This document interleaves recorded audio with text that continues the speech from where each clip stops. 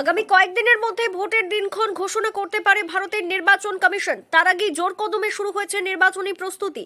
রাজ্যের বিভিন্ন জেলার পাশাপাশি নদিয়াতেও কেন্দ্রীয় বাহিনী পৌঁছতে শুরু করেছে।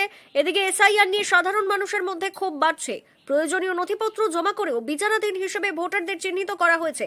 এই ইস্যুতে আইন শৃঙ্খলা যাতে বিঘ্নিত না হয় তার জন্য ভোট ঘোষণার আগেই আরও কেন্দ্রীয় বাহিনী আনা হচ্ছে।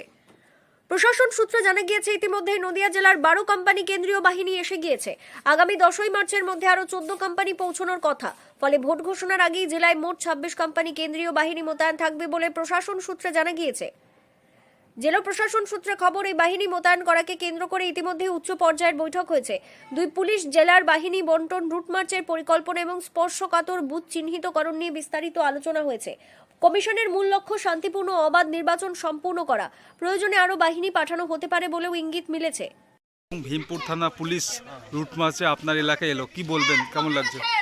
ভালো লাগছে বললো। এখানে ভোটে কোনো রকম গন্ডগোল বা কিছু হয়? না। আপনার বাড়ি, গ্রামের নাম কি? রামপুর। আপনার নাম? সুভাষ বিশ্বাস। নদিয়া জেলায় মোট 4686টি বুথ রয়েছে। প্রাথমিক পরিকল্পনা অনুযায়ী প্রতিটি বুথের কেন্দ্রীয় বাহিনী মোতায়েনের ভাবনা রয়েছে। ইতিমধ্যে একাধিক এলাকায় রুট মার্চ শুরু হয়েছে। জওয়ানরা সাধারণ মানুষের সঙ্গে কথা বলছেন। নির্বাচনী উত্তেজনা প্রশমন এবং আইন শৃঙ্খলা বজায় রাখাই উদ্দেশ্য বলে প্রশাসনের বক্তব্য। নির্বাচন কমিশন সূত্রে জানা গিয়েছে প্রতিটি কোম্পানিতে গড়ে 75 থেকে 80 জন জওয়ান থাকবেন। সেই হিসেবে 26 কোম্পানিতে প্রায় 2080 জন কেন্দ্রীয় বাহিনীর জওয়ান থাকবেন। নতুন নিয়ম অনুযায়ী প্রতিটি বুথে সর্বাধিক 1200 জন ভোটার রাখার নির্দেশ রয়েছে। তবে বর্তমানে এসআইআর সংক্রান্ত কাজ চলায় বুথ পুনর্বিন্যাসের প্রক্রিয়া স্থগিত রয়েছে। প্রশাসনিক সূত্রে জানা গিয়েছে চূড়ান্তভাবে বুথ পুনর্গঠন হলে নদিয়ায় আরও প্রায় 503টি নতুন বুথ বাড়তে পারে। যদিও শেষ পর্যন্ত এই সংখ্যা বাড়বে কিনা তা নিয়ে প্রশাসন এখনো নিশ্চিত নয়।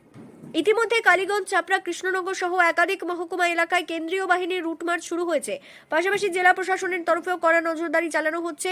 স্পর্শকাতর এলাকাগুলিতে টহলদারি বাড়ানো হয়েছে। রাজনৈতিক মহলের মতে ভোটের আগে অশান্তি রুখতেই আগাম কেন্দ্রীয় বাহিনী মোতায়েন করা হয়েছে। এ বিষয়ে কৃষ্ণনগর পুলিশ জেলার এক আধিকারিক বলেন, কেন্দ্রীয় বাহিনী এসে পৌঁছেছে। জেলা পুলিশের সঙ্গে যৌথভাবে তারা কাজ করছে। শান্তিপূর্ণ পরিবেশে নির্বাচন সম্পন্ন করাই আমাদের লক্ষ্য। সেই সঙ্গে জেলা জুড়ে স্পর্শকাতর বুথ এবং যারা ভোটের কাজে বিঘ্ন ঘটাতে পারে তাদের খোঁজ করছে পুলিশ। সেই মতো প্রশাসনের তরফে এলাকা ভিত্তিক রিপোর্ট তৈরি করা হচ্ছে। নদিয়া থেকে মৈনাক দেবনাথের রিপোর্ট, লোকাল 18 বাংলা।